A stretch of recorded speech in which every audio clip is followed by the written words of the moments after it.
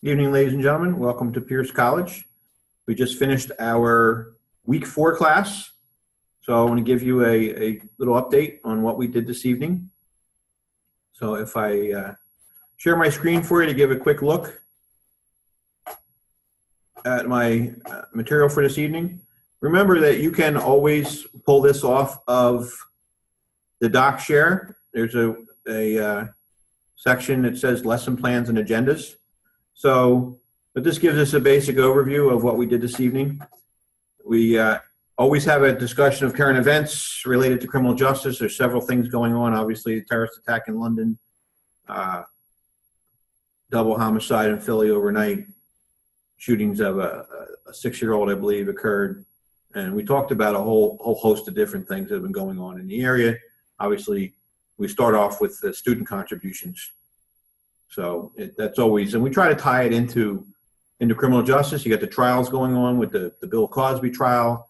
You got the Kaplan trial going on, which is the one who's being accused of sexually assaulting the 6 young girls, the oldest of which is now 19, but he actually had a child with her when I think she was like 14 or 15.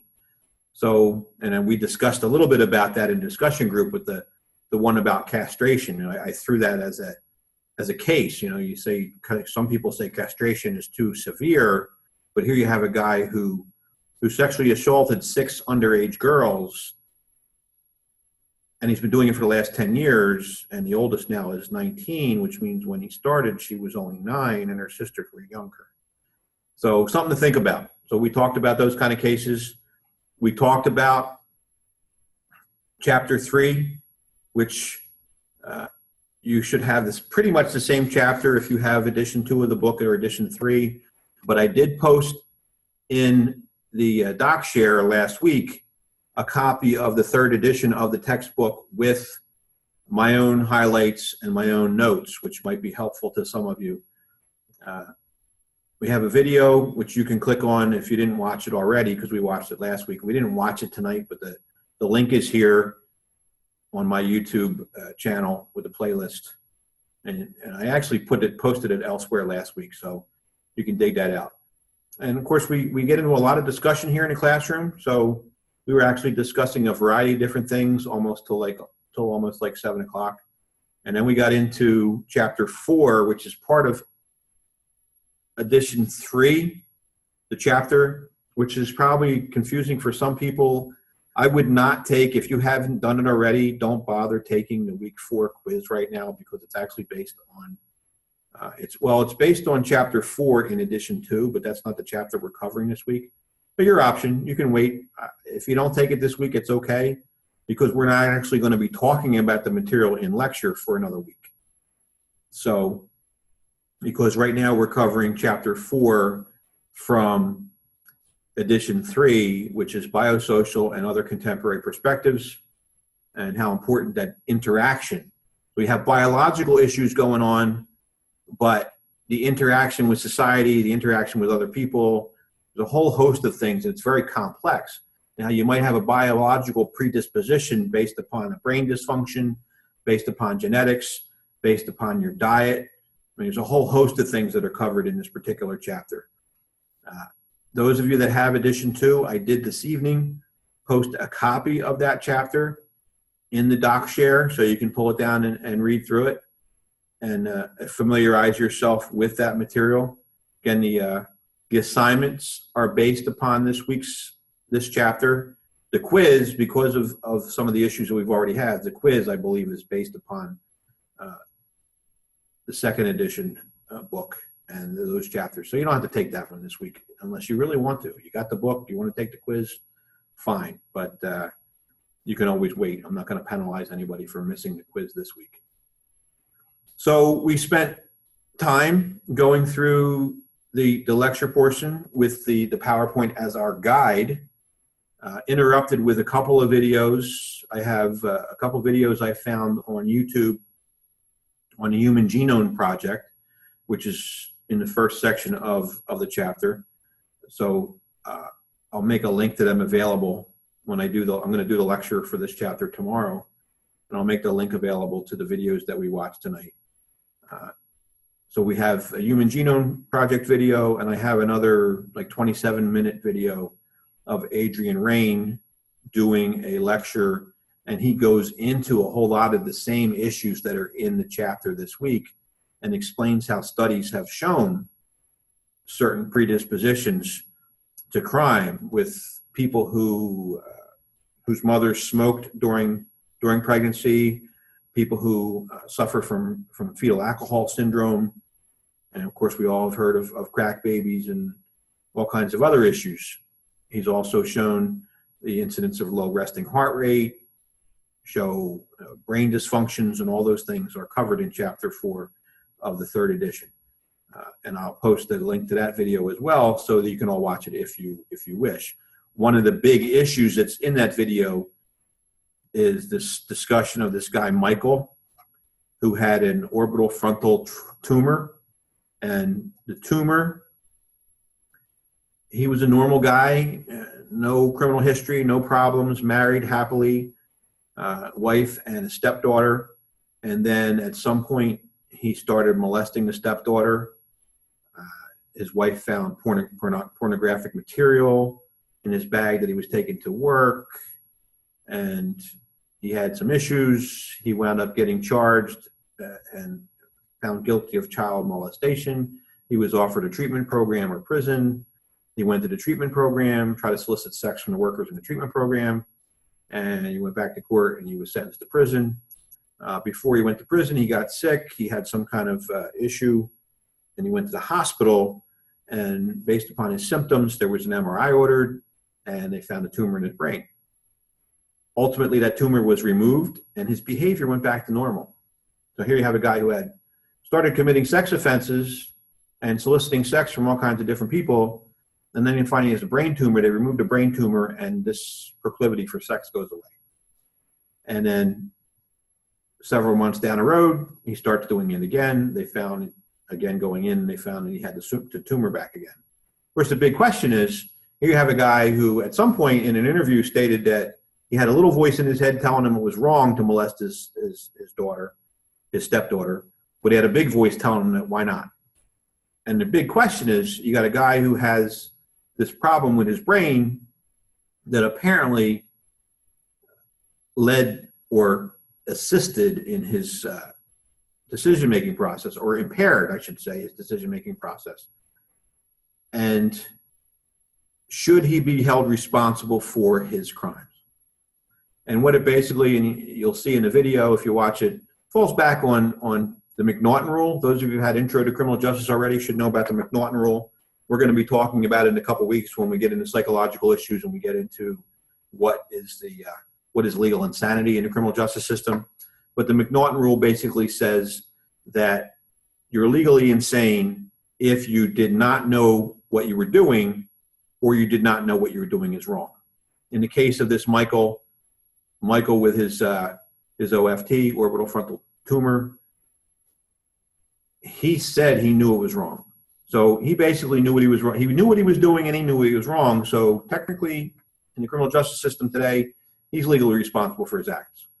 One of the big discussions going through all these different impactors is, at what point do we look at these people and say, well, if it wasn't for the tumor, he would not have committed these crimes, even though he knew it was wrong. If he didn't have this tumor, it wouldn't have happened. So is he fully responsible for his behavior?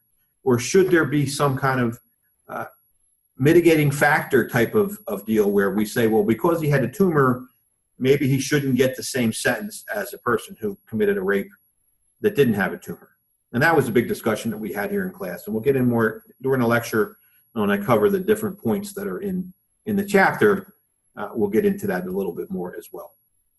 So these two discussions of Michael and his tumor and the Twinkie defense, which basically has to do with the idea of nutrition. There's been studies that show that people who have high sugar levels in their blood are more likely to be aggressive and commit crimes. And this case of the Twinkie defense was back in a guy who killed Mayor Milk of San Francisco, like 20, 30 years ago, claimed that he was on a sugar high or something, and that's what caused him to commit his crimes. And that's actually in the chapter. If you read the chapter, you'll see an outline of that case. All right, and then of course any questions and answers we had, homework assignments, or if for you to look at this week. Some of you have already started in the discussion weeks, discussion 4A and 4B. Again, I said quiz 4, you can hold off on that because it doesn't totally match this particular chapter. And you have the regular week 4 assignment. And remember that your course project draft is also due next Monday. And as always, everything's due by like midnight on Monday night. Granted, you know, I'm an easygoing guy. If you get it in, and I think we're up to 12 out of 18 of you have gotten your assignment in so far for last week. So there's 4 of you that got to step it up and get it in there. And I'm going to try earlier this week to get a look at this stuff. One thing I did want to impact on everybody is in grading your week 2 assignments.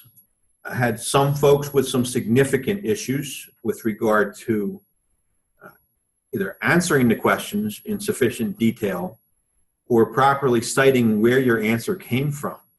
Remember that you are required to read these questions.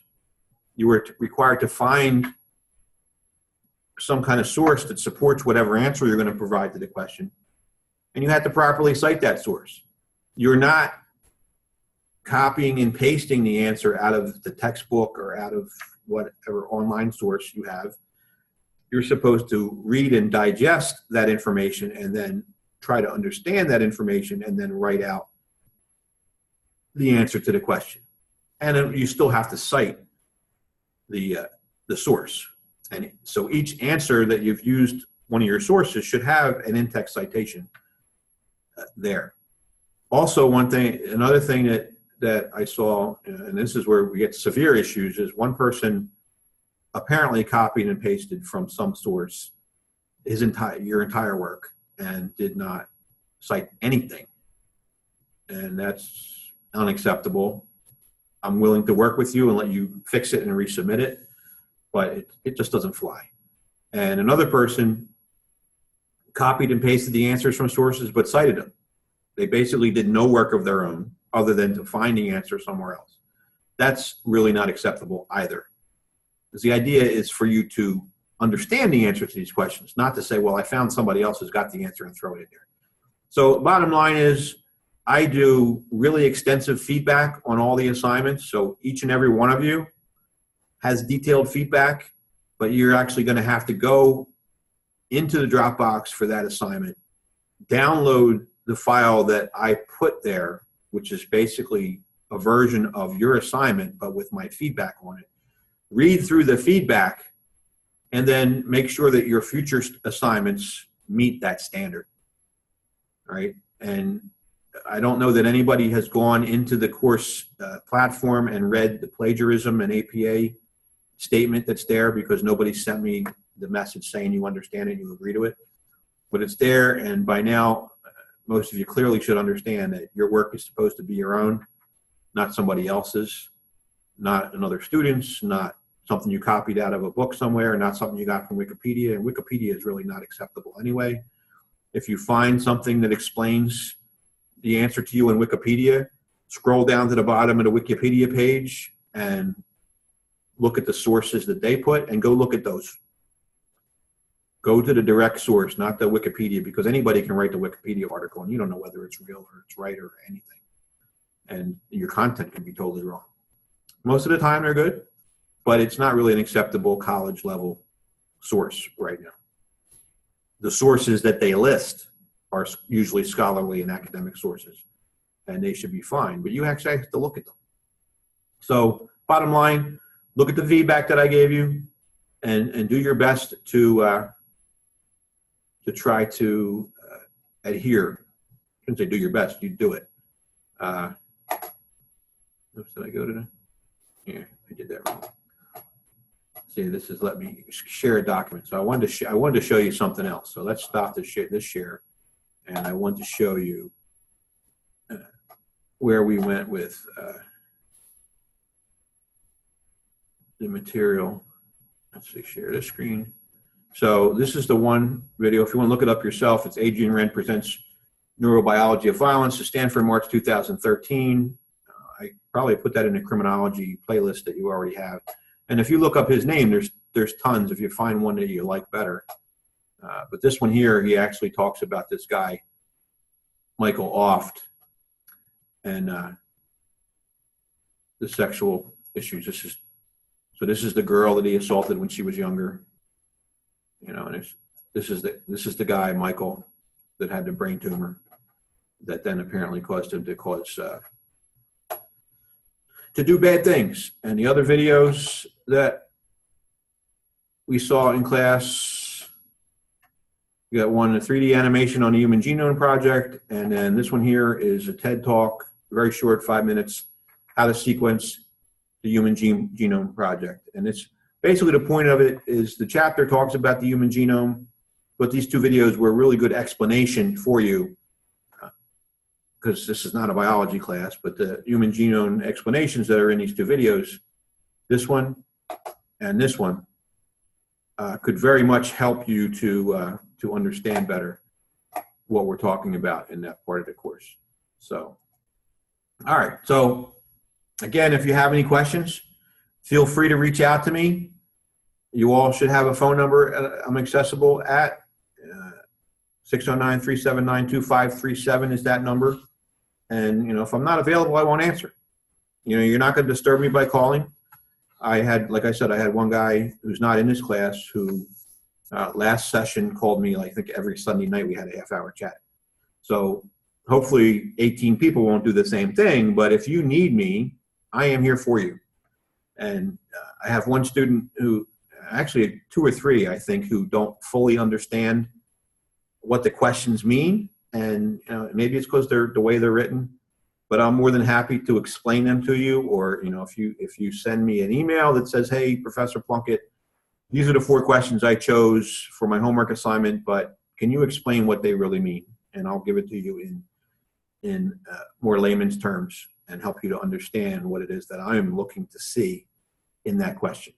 Because one of the big ones in last week's assignment was it asked who were the main figures of the classical criminology.